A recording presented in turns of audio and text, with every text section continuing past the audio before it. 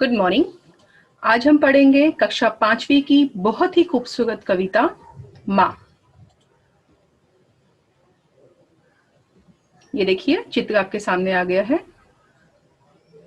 आइए कविता देखते हैं। कविता बड़ी थी तो मैंने इसे 2 खंडों में विभाजित कर दी है।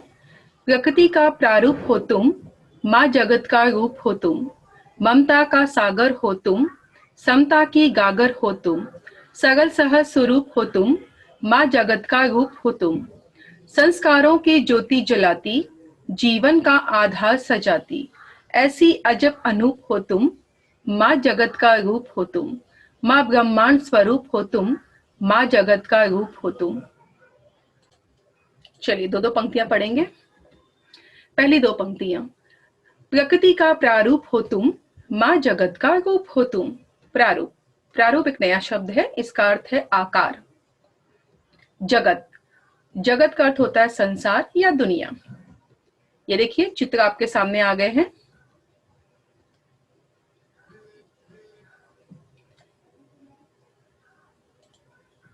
ये देखिए ये मैंने प्रकृति दिखाई हुई है और ये हमारा दुनिया।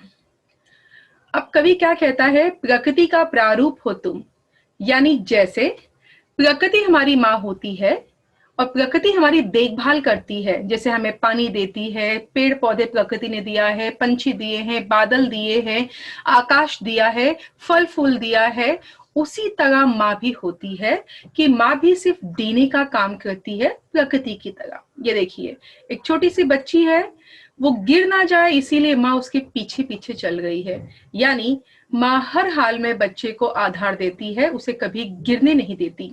इसीलिए माँ को कवि ने क्या कहा है कि माँ जगत का रूप हो तुम। ये देखिए चित्र में, ये अंतिम चित्र में मैंने दिखाया है कि कैसे माँ घर के काम के साथ साथ बच्चे की देखभाल करना, खाना बनाना, अपनी देखभाल करना, सारे काम माँ पूरी तरह से, इवन अपने ऑफिस का भी जो काम है माँ वो पूरा अच्छी तरह से निभाती है।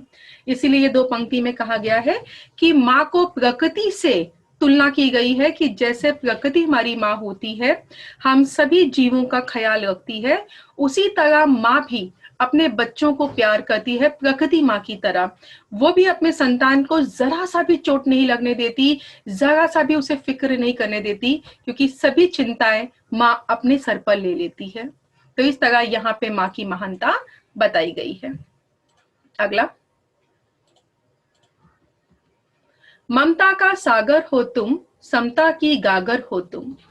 समता, समता का अर्थ होता है समानता यानी कि इक्वल। गागर, गागर का अर्थ होता है मटका, जो पानी पिया जाता है उस मटके को बोला गया है। ये देखिए एक बच्चा और एक माँ मैंने दिखाया है, एक सागर दिखाया है। देखिए क्या कहा है, ममता का सागर हो तुम। तो कहा जाता है कि जिस तरह विशाल सागर होता है उसका दिल भी उतना ही बड़ा होता है। सागर अपने अंदर बहुत सारी चीजों को छुपा लेता है और हमेशा मुस्कुराता है और लोगों को मुस्कुराने की वजह देता है। ठीक वैसी माँ भी होती है कि माँ का दिल भी सागर की तरह विशाल होता है। बच्चा कितना भी माँ को तकलीफ दे, लेकिन माँ हर वो तकलीफ हंसकर सह जाती है, उफ तक नहीं करती। इसीलिए माँ के दिल को सागर से तुलना की गई है कि जैसे सागर का दिल विशाल है, वैसे माँ का भी दिल विशाल होता है, उसे कोई समझ नहीं पाता। अगली लाइन है, समता की गागर हो तुम। समता यानी कि समानता। तो माँ को एक ऐसा मटका प्यार वाला माना गया है, जैसे मटके में हम पानी भरते हैं तो मटका, पानी को लेकर कोई भी ऊंच नीच नहीं दिखाता, मतलब उस मटके का पानी कोई भी पी सकता है। उसी तरह माँ भी एक मटके जैसे होती है जिसमें प्यार ही प्यार भरा है और वो प्यार उसके हर एक बच्चे के लिए समान रूप से होता है। वो बच्चों में भेदभाव नहीं करती। जैसे आप इस चित्र में देख सकते हो कि 2 बच्चे आपस में लड़ रहे हैं, माँ दोनों को समझाने का काम कर रही है। यहाँ पे आप देख सकते हो इस चित्र में, लड़की कहती है कि मेरी माँ है, लड़का कहता है कि मेरी माँ है, लेकिन माँ के लिए दोनों ही बच्चे एक जैसे हैं। तो इस तरह यहाँ पर बताया गया है कि माँ का प्यार जो होता है वो सागर की तरह है और माँ के अंदर एक मटके की तरह जैसे पानी भरा होता है, तो माँ के अंदर भी बहुत सारा प्यार भरा है और वो प्यार उसके सभी बच्चों के लिए एक जैसा ही होता है। अगला,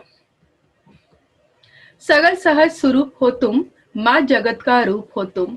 सहज, सहज का अर्थ होता है साधारण। स्वरूप, स्वरूप का अर्थ होता है सुंदर आकार। ये देखिए माँ को क्या बोला गया, तो कवि माँ को कहता है कि सरल, यानी कि माँ का जो नेचर है बहुत ही सरल, बहुत ही सिंपल होता है। माँ बहुत साधारण दिखती है और माँ बहुत ही सुंदर होती है, यानी माँ के दिल को बहुत ही सुंदर, खूबसूरत और बहुत ही प्यारा माना गया है। अगला, ये देखिए इतना माँ का दिल खूबसूरत होता है कि माँ अपने हर बच्चे का गुनाह माफ कर देती है, चाहे बच्चा कितना भी बड़ा गुनाह क्यों ना करे। ये देखिए माँ हमेशा तैयार रहती है बच्चे के लिए। आधी रात को भी अगर बच्चा उठ जाता है, उसे किताबें पढ़ना है, कहानी सुननी है, माँ तैयार रहती है। ये देखिए माँ बच्चे को सुला रही है। तो इसीलिए कवि ने यहाँ कहा है कि माँ बहुत ही सरल होती है, साधारण होती है, बहुत ही खूबसूरत आकार का उसका दिल होता है, और इसीलिए माँ को संसार माना गया है, क्योंकि बच्चे के लिए उसकी माँ से ज्यादा कुछ भी महत्वपूर्ण नहीं होता। अगला, संस्कारों की ज्योति जलाती, जीवन का आधार सजाती। ये देखिए ज्योति का अर्थ होता है प्रकाश।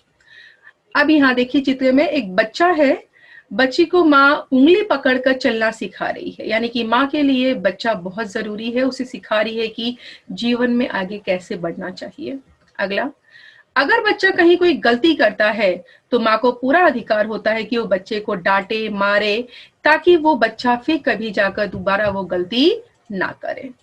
अगला, जब बच्चे को अपनी गलती समझ में आ जाती है तो वो माँ से माफी भी मांग लेता है कि भाई मुझे माफ कर दीजिए, गलती हो गई है। और ये देखिए जरा सा बस माँ को प्यार दिखाया तो माँ का दिल पिघल जाता है। जो भी माँ के अंदर गुस्सा होता है बच्चे के लिए, वो जो गुस्सा है पल भर में छूमंतर हो जाता है।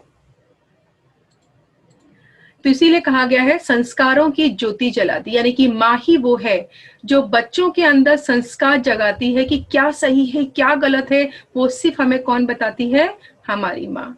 ये आप चित्र देख सकते हैं।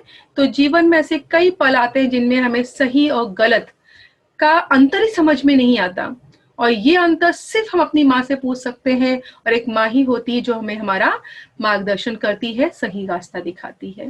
इसलिए कहा जाता है कि जीवन का आधार सजाती।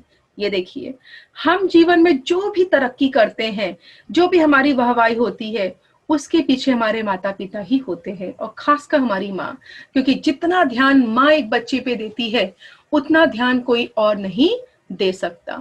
इसीलिए कवि ने यहाँ पे कहा है कि संस्कारों की माँ ज्योति जलाती है, और हमारे जीवन को सही रास्ते पे ले जाना, उन्नति का राह दिखाना, ये केवल हमारी माँ ही करती है।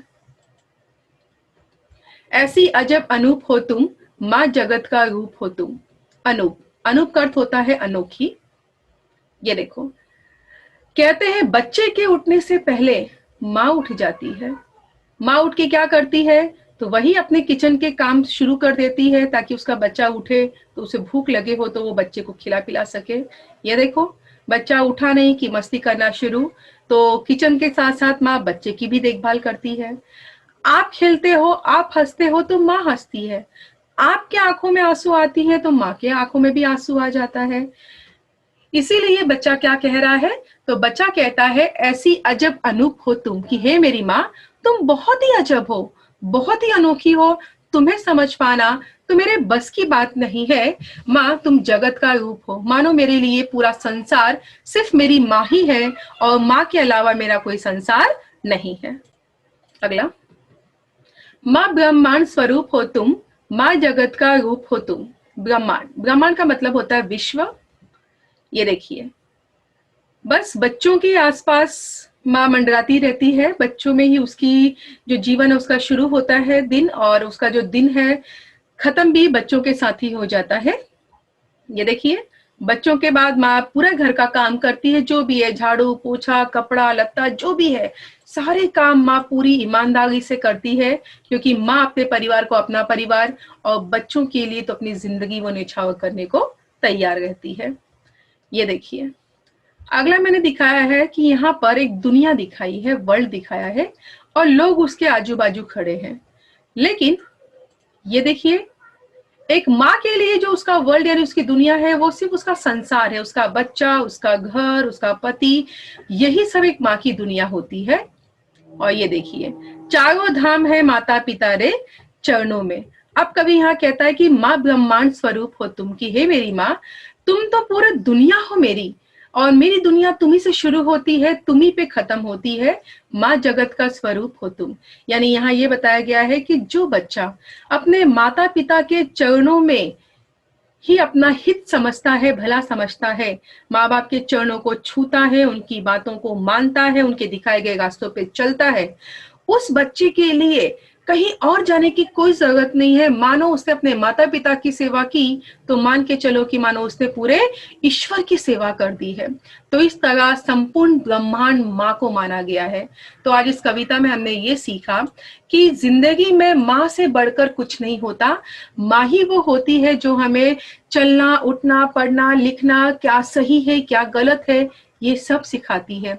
इसीलिए हम बच्चों को भी चाहिए कि हमारे माता पिता की हम इज्जत करें और उनके दिखाए गए सही रास्ते पर चले और उनकी बातों को पूरी तरह से माने। और जो इंसान ये करता है वही इंसान जिंदगी में सुखी रहता है। आइए अब प्रश्न उत्तर देखते हैं।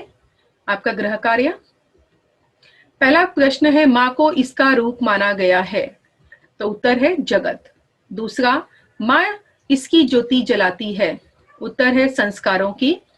माँ इसका आधार सजाती है, तो उत्तर है आपका जीवन। माँ इसकी सागर है, आंसर है ममता। और अंतिम है आपका माँ समता की यह है, तो उत्तर है आपका गागर। अगला समानार्थी शब्द, संसार। संसार को कविता में बोला गया है जगत।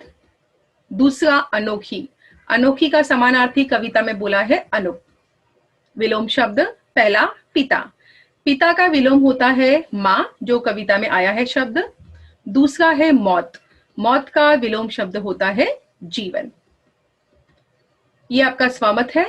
हमें माता पिता की इज्जत करनी चाहिए, इस पर अपने विचार लिखिए। यानी क्यों आपको ऐसा लगता है कि हमें हमारे माँ बाप की इज्जत करनी चाहिए, उनकी बातों को मानना चाहिए, इस पर आपको अपने विचार 8 से 10 पंक्तियों में लिखना।